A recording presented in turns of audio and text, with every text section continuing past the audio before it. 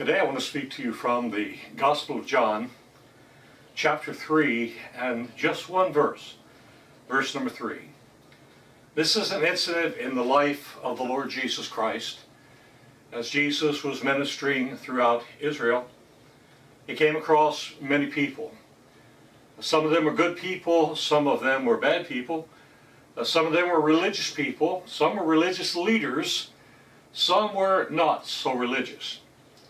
On this day, he happened upon an individual by the name of Nicodemus. Now, Nicodemus was a Pharisee, and that means that his day, he was a holy man, a religious man.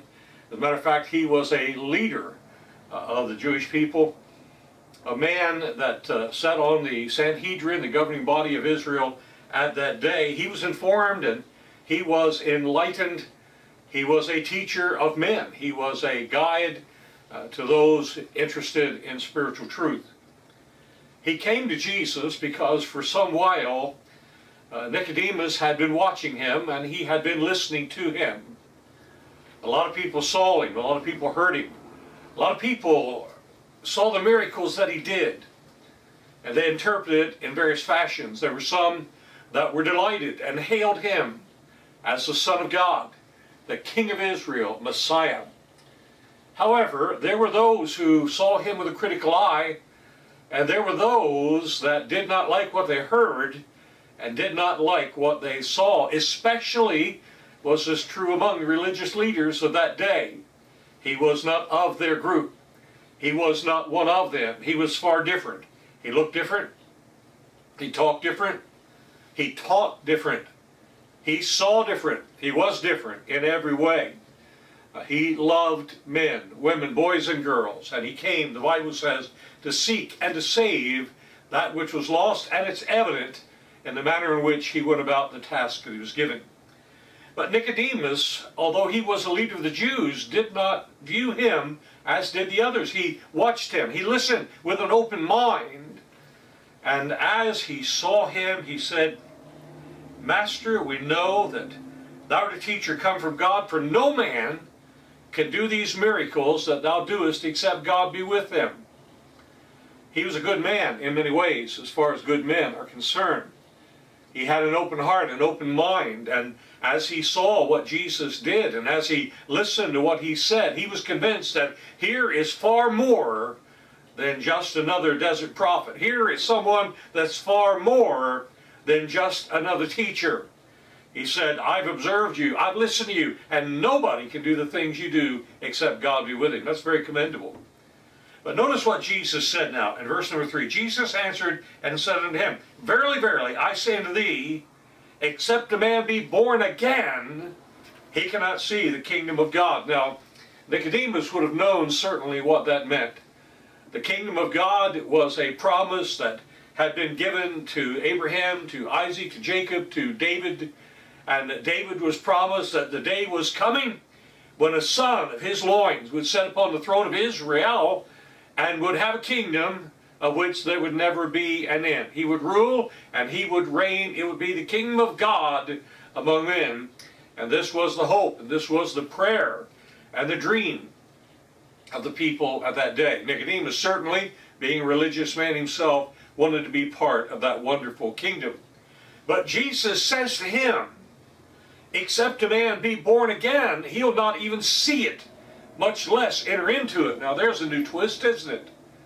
Many felt because they were the children of Abraham, because they were given the law and the promises, that it was automatic for them that one day this would be their inheritance. But Jesus said no. He said, except a man be born again, he cannot see the kingdom of God. And of course Nicodemus asked the natural question that a man would ask, and that is, how can a man be born when he's old? Can he enter the second time into his mother's womb and be born? Of course, the answer to that is absolutely not. So we know that Jesus was not talking about a literal and a physical birth.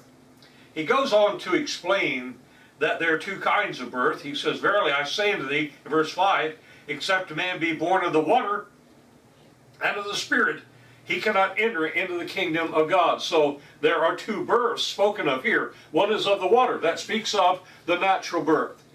Before one could enter the kingdom of heaven, certainly, or see the kingdom of heaven, certainly, he must be born of a mother. And so the water speaks of that physical birth. But then he says, and born of the Spirit.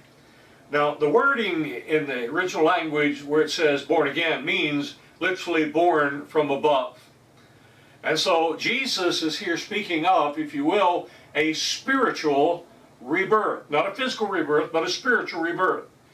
Man was born once physically, but man is a fallen creature. Man is marred. You know the old story. The Bible tells us how God created man. He created man in his own image. But man sinned and transgressed, and when he did, he brought a sentence of condemnation upon himself. He corrupted himself, and he's under a sentence, if you will, of gloom and doom. He's going to die without God, without hope, without mercy. But God provided a way whereby man could be forgiven, man could be saved, man could be restored, and the position that he had could be his again. Jesus says there is a new birth. He said that if a man would see the kingdom of God, he must be born again. He went on to explain to Nicodemus, and later Nicodemus evidenced the fact that he had experienced that rebirth as well. Friend, what do you know about this? What do you think about this today? Do you realize and understand that in your natural state that you are a sinner on the road to destruction? The Bible tells us in John's Gospel, chapter 3 and verse 18, he that believeth on him is not condemned, but he that believeth not is condemned already, because he hath not believed in the name of the only begotten Son of God. The natural man is under a sentence of condemnation. But the Bible says there is a way whereby we can be born again. You say, well, preacher, what is that new birth? How does that occur? Well, the answer is found in John's Gospel, chapter 1, verses 11 and 12. The Bible is speaking of our Lord's coming and of his rejection by his own people. It says, he came to his own received him not. But as many as received him, to them gave he power to become the sons of God, even to them that believe on his name. There it is, sons of God. In the natural state, man is a child of the devil, a child of this world. But the Bible says by believing on Jesus, by receiving Jesus, he can be born again, and he can be given everlasting life. Friend, let me ask you something today. Have you been born again? Have you realized that you were a sinner in need of a Savior? And having seen yourself in that situation, do you realize and understand that God loves you? I don't care who you are. I don't care what you've done. God loves you. He sent his darling Son to bleed and to die on Calvary's cross, to die in your stead, that you might have everlasting life. Friend, if you're willing to understand that Jesus was the Son of God, that he came into this world, Emmanuel, God among us. He lived the life we could not live, and at the age of 33 and a half years, he went to an old rugged cross where he offered himself a sacrifice to pay for the sin of man. Many think of Calvary and they think of a travesty. They think of an injustice. They think about a miscarriage and how horrible that such a thing could happen to such a good man. Well, Jesus certainly was a good man. He was the God-man. But what happened at Calvary was no mistake. What happened at Calvary was by divine decree, because Jesus was the Lamb of God slain before the foundation of the earth. He went to the cross. He died to pay our debt of sin. He was buried, and the Bible says on the third day he arose, thereby declaring that God had accepted his sacrifice, for he raised him from the dead.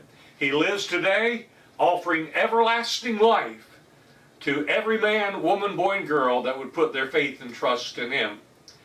Jesus is not on a cross. He is not a babe in a manger.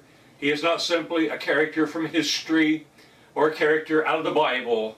He is the living Son of God. who is seated at the right hand of the Father and who lives today interceding for those God's children. And friend, He is our Redeemer, He is our Savior, and He's reaching out to you today. Do you know Him as your Lord and Savior? You need to know Him.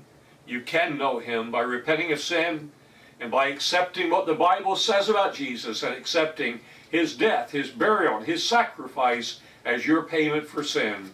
And by saying, God, I believe, God, forgive me, and God, save my soul. If you'll do that today, I promise you, God will hear you, God will forgive you, and God will save you. Just pray, God, be merciful to me, a sinner, and save me for Jesus' sake. Thank you so much, my friend. May God bless you till we meet again.